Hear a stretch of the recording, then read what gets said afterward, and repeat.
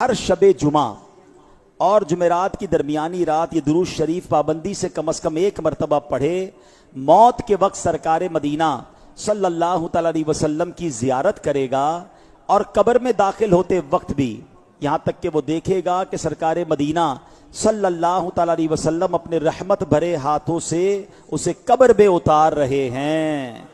مل کر پڑھ لے، اللہم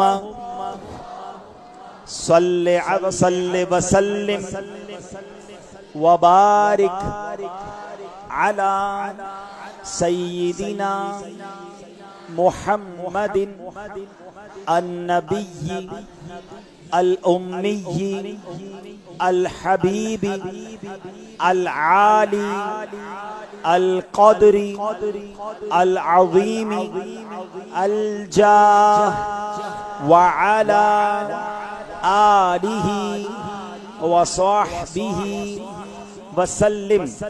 حضرت انس رضی اللہ تعالیٰ عنہ سے روایت ہے کہ تاجدار مدینہ صلی اللہ علیہ وسلم نے فرمایا، جو شخص یہ درود پاک پڑھے، اگر کھڑا تھا تو بیٹھنے سے پہلے اور بیٹھا تھا تو کھڑے ہونے سے پہلے اس کے گناہ معاف کر دیے جائیں گے۔ مل کر پڑھ لے، اللہم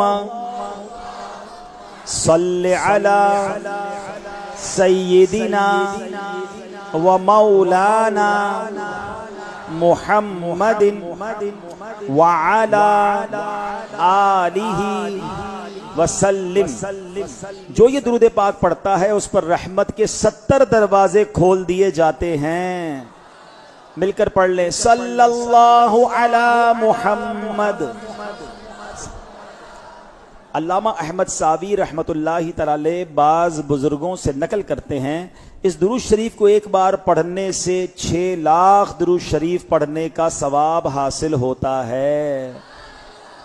مل کر پڑھ لیں، اللہم صلی علی سیدنا محمد عدد ما فی علم اللہ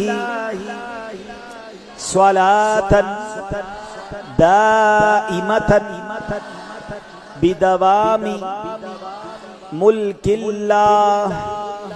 ایک دن ایک شخص آیا تو نبی پاک علیہ الصلوۃ والسلام نے اسے اپنے اور صدیق اکبر رضی اللہ تعالیٰ عنہ کے درمیان بٹھا لیا۔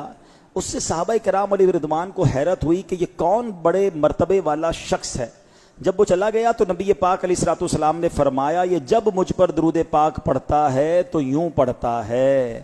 مل کر پڑھ لیں، اللہم صلی علی محمد